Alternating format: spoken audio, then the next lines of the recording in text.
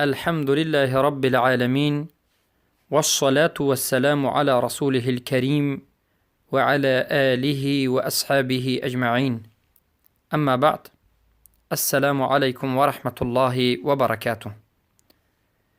بإذن الله سبحانه وتعالى این حلقه 96 از آموزش کلمة التوحید، کلمة التقوى، کلمة الإخلاص، عروة الوثقى، کلمة الطیبه، لا اله الا الله محمد رسول الله می باشد صلی الله علیه و سلم، که معنایش نیست معبودی بر حق بجز الله و محمد صلی الله علیه و سلم رسول الله هستند.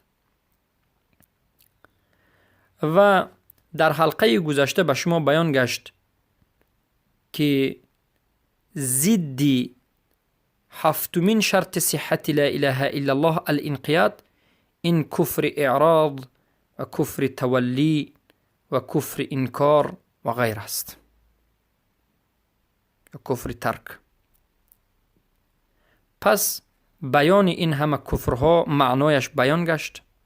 حالا دلیل ها را از قرآن به شما ذکر می کنیم که دلالت می کند که کفر اعراض در حقیقت وجود دارد. در سوره نور در آیه 47 تا 54 وقتی که نظر میکنیم، الله سبحانه و تعالی در مسئله کفر اعراض و کفر تولی صحبت کرده است. اعوذ بالله من الشیطان الرجیم ويقولون آمنا بالله والرسول وأطعنا ثم يتولى فريق منهم من بعد ذلك وما أولئك بالمؤمنين وإذا دعوا إلى الله ورسوله ليحكم بينهم إذا فريق منهم معرضون وإن يكن لهم الحق يأتوا إليه مذعنين أفي قلوبهم مرض أم ارتابوا أم يخافون أن يحيف الله عليهم ورسوله بل أولئك هم الظالمون إلى آخر الآية. تا آخر آیت الله سبحانه و تعالی میگوید که یک عده از انسان ها میگویند که ایمان آوردیم به الله و به رسولش و اطاعت الله و رسولش را میکنیم، اما یتولی فریق منهم، از همین انسان ها گروه، یک فرقه سرکشی میکنند، روی میگردانند. من بعد ذلك، بعد از ایمانشان. من بعد ذلك، بعد از ایمانشون، یعنی بعد از اینکه ایمان آوردند و بعد از اینکه گفتند که ایمان به الله آوردیم و ایمان به رسول الله آوردیم و اطاعت کردیم، بعد از همین روی میگردانند از اطاعت و از شریعت. پس الله میگه که و ما اولئک بالمؤمنین، آنها مؤمن نیستند، از جمله مؤمنین نیستند. و زمانی که همچنین انسانها را دعوت کرده می شود به سوی الله و رسولش تا که به حکم الله و رسولش در بینشان حکم کرده شود، اینها اعراض می کنند، سرکشی می کنند، روی می گردانند. پس این آیت ها نص ظاهر از قرآن دلالت می کند به کفر اعراض و به کفر متولی. کفر اعراض گفتیم روی گردانیدن جسمی یا که روی گردانیدن قلبی، به قلب رد کردن شریعت، و کفر متولی به جسم، روی گردانیدن به جسم از شریعت. پس از عمل، یعنی اعراض به قلب از عمل روی گرداندن، تولی کسی که یا که متولی کسی که از عمل به جسمش میگردد، یعنی ترک میکند. پس ترک عمل و ترک طاعت این کفر است، و هر کسی که عمل را و طاعت الله و رسولش را مطلقاً جنس عمل را ترک میکند، این کافر است و این مؤمن نیست. بارک الله فیکم. ابن تیمیه رحمه الله در کتاب صارم المسلول میگویند فبين سبحانه أن من تولى عن طاعة الرسول صلى الله عليه وسلم وأعرض عن حكمه فهو من المنافقين وليس بمؤمن. الله سبحانه و تعالی بیان کرده است که هر کسی که روی گرداند از طاعت رسول الله و اعراض کند از حکم رسول الله صلی الله علیه و سلم، پس این از جمله منافقین است. البته باید فهمید که منافقین نفاق اکبر از مؤمنین نیست، زیرا که مؤمن همون کسی هست که میگوید که شنیدم و اطاعت کردم. بارک الله فیکم. پس زمانی که نفاق در انسان ثابت شد، ایمان نابود می شود.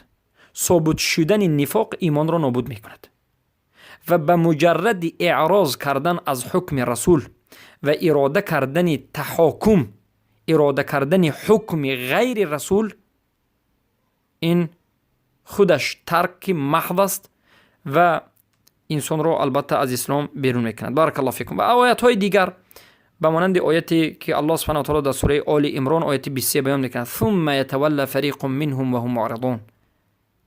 یک عده بعد از ایمانشان ترک عمل کردند، روی گرداندند از شریعت و اطاعت و عمل، فرقه از همون ایمان انسان‌هایی که ایمان آورده بودند گفتند و آنها از جمله اعراض کردگان شدند، معرضین، کسانی که اعراض کردند. و این چنین در سوره انفال الله سبحانه و تعالی بیان میکند آیه 23 این چنین: ولو اسمعهم لتولوا وهم معرضون. پس بعضی از انسان ها هست که بعد از بیان حق، بعد از فهمیدن حق هم روی میگردانند و از جمله معرضین میشوند، سرکشیده ها میشن، یعنی عمل از جمله ترک کنندگان عمل میشوند. و الله سبحانه و تعالی در سوره انبیاء آیه 24 میگوید: بل اکثرهم لا یعلمون الحق فهم معرضون. بلکه اکثری از انسان ها حق را نمیدانند و آنها از جمله معرضانند، ترک کنندگان عملند، روی گردانندگان یا روی گشتگان از شریعتند. وقتی که ما میگیم که اکثریت همیشه در نسبت کفار است یا که گمراهان است، بعضی ها غمگین میشوند به مانند مرجئه ها.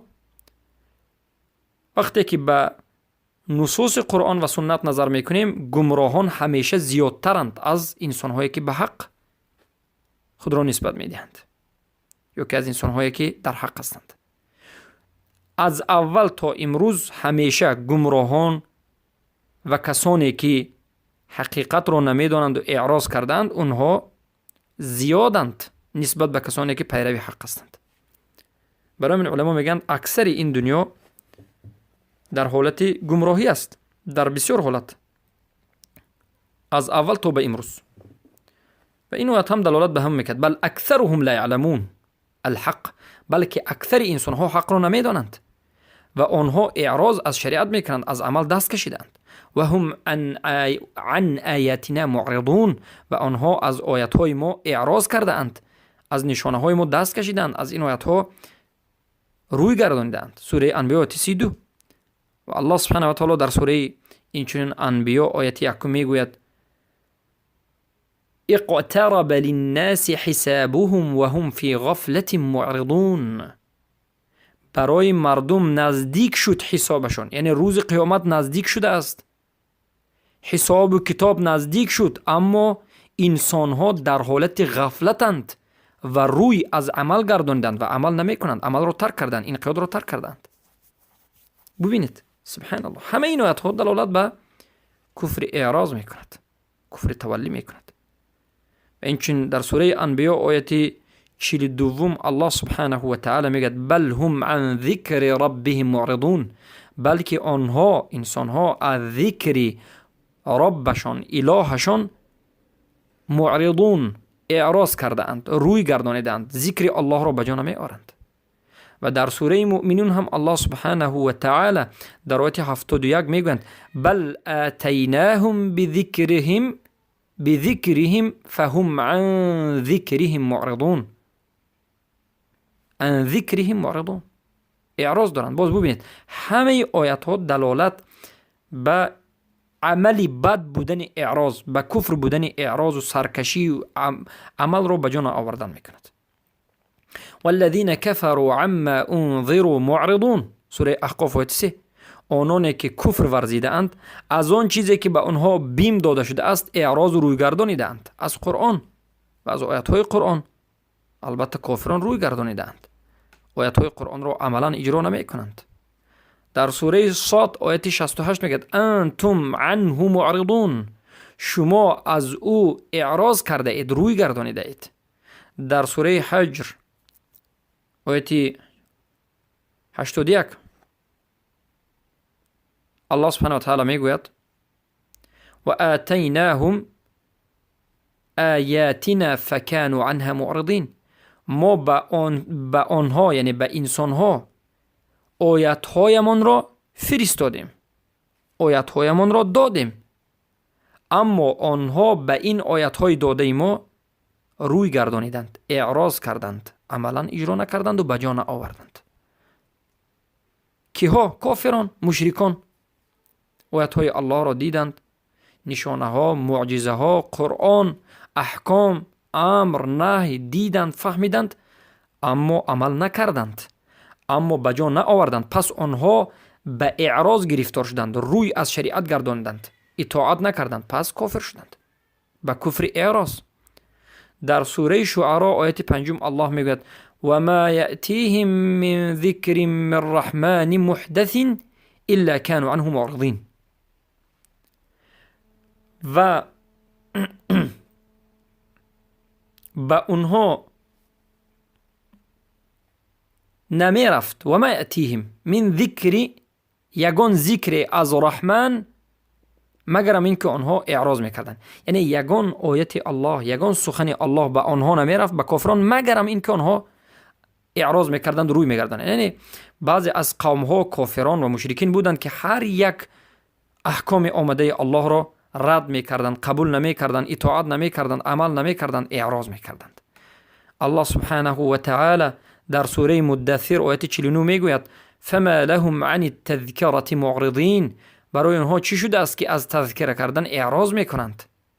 و الله سبحانه و تعالی در سوره طه آیت 144 میگوید و من اعرض عن ذکری فإن له معیشة ضنکا، هر کسی که از ذکر من روی گردانید، دست کشید، ذکر مرا ترک کرد، پس البته برای اون حیاتی تنگ واقع خواهد شد.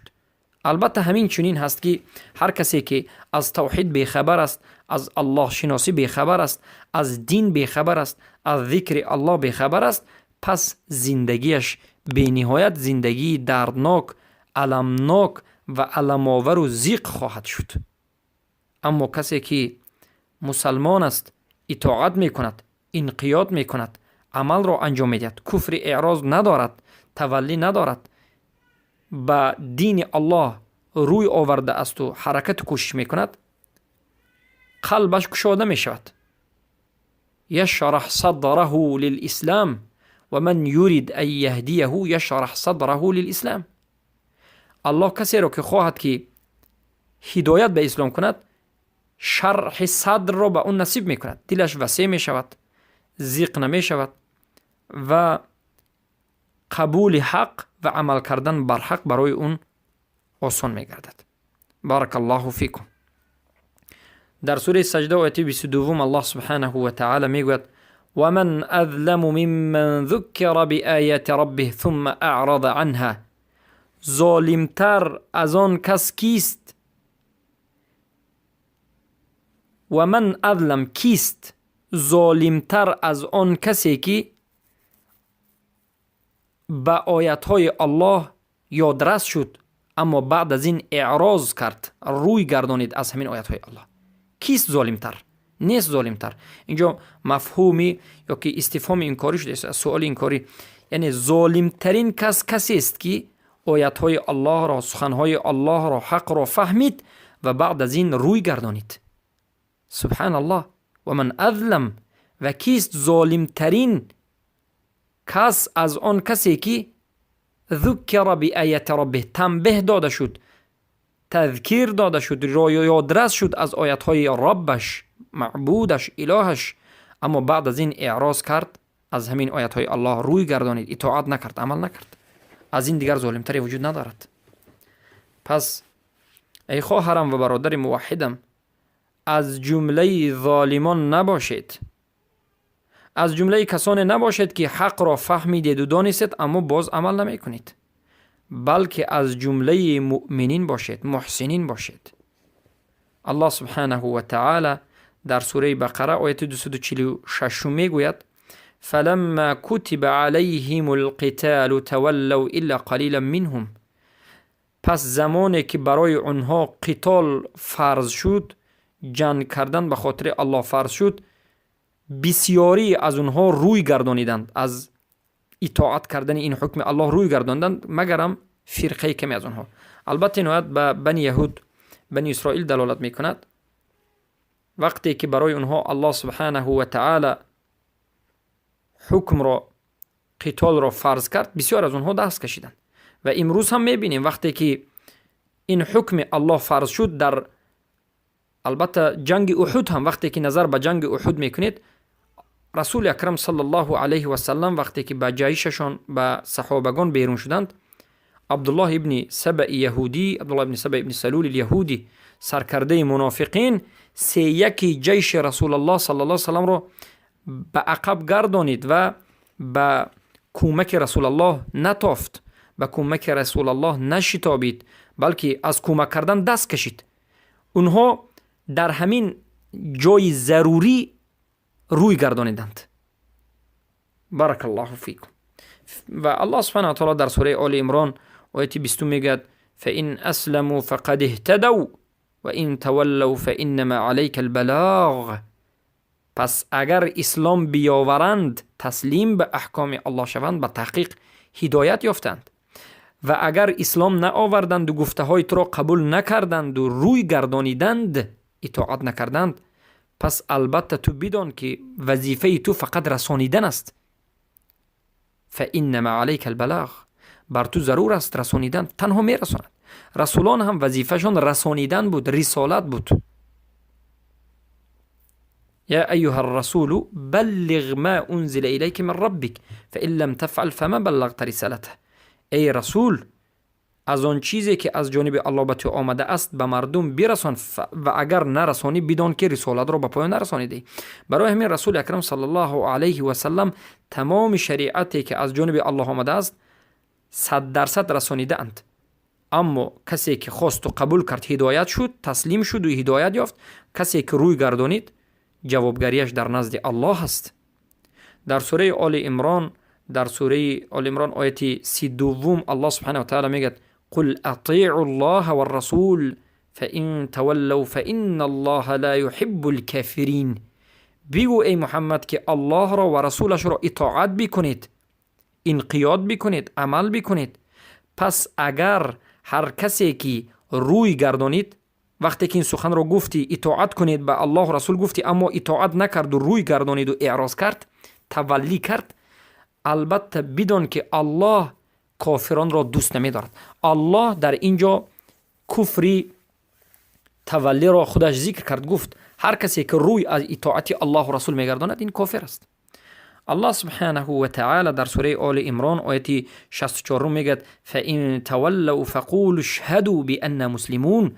اگر روی گردانیدن، اگر دست کشیدن از اطاعت الله و رسولش، بگو بر آنها، بگویید که شاهد باشید که ما از جمله مسلمانانیم.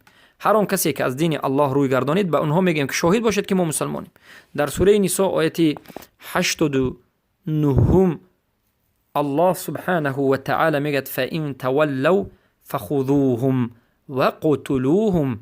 اگر روی گردانیدند، اطاعت نکردند، بگیرید و اونها را به قتل رسانید.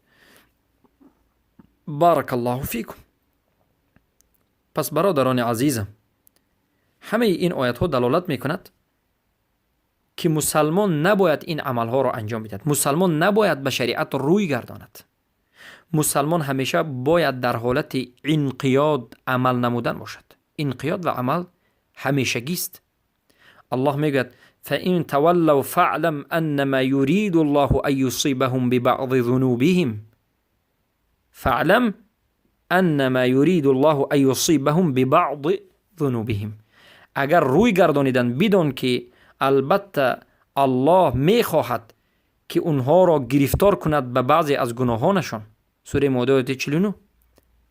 الله سبحانه و تعالی میگوید در سوره انفال آیه 20 که یا ایها الذین آمنوا اطیعوا الله و رسوله، ای آنانی که ایمان آوردید الله را اطاعت بکنید و رسولش محمد صلی الله علیه و سلم را اطاعت بکنید.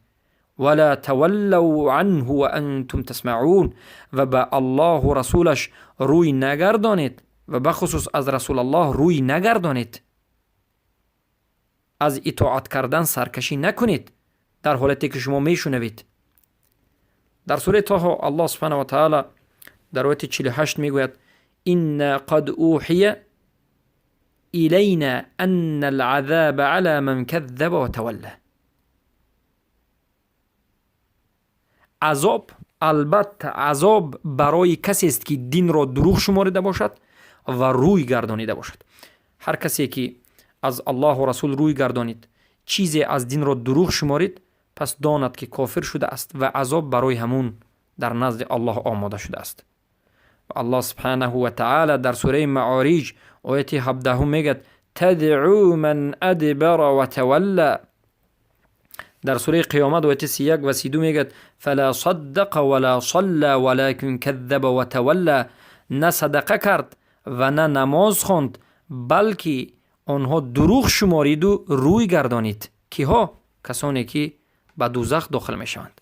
در سوره علق می ارائیت این کذب و تولا، یا که در سوره مدثر میگد ثم ادبر و استکبر. بعد از فهمیدن حق پشتش را به حق گردانید و تکبر کرد، که البته این همه صفتهای کافران است یا منافقان نفاق اکبر است.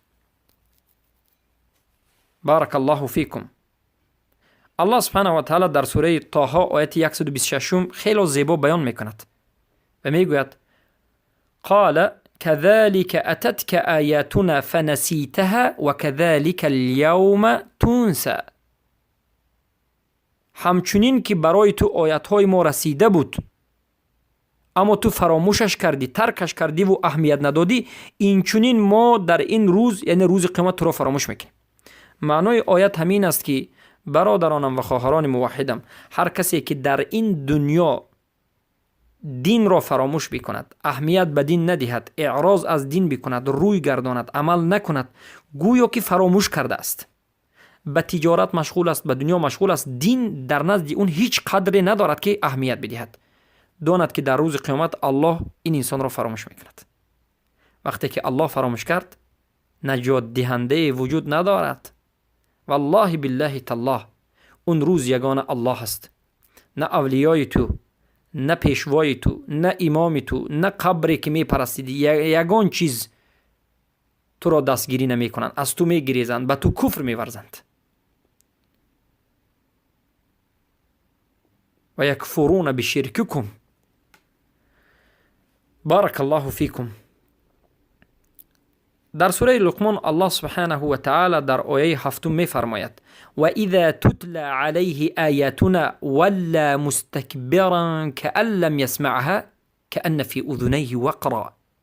و اگر آیاتهای ما برای اونها تلاوت کرده می شد، اونها روی می گردانیدند، در حالت تکبری و استکبار کتگی می کردند، کبر می کردند و روی می گردانیدند، گویا که این آیات های الله که تلاوت می شود نشنیدند، خود را به ناشنید می زدند، فکر گویا که در گوششان یگان چیز محکمی بود.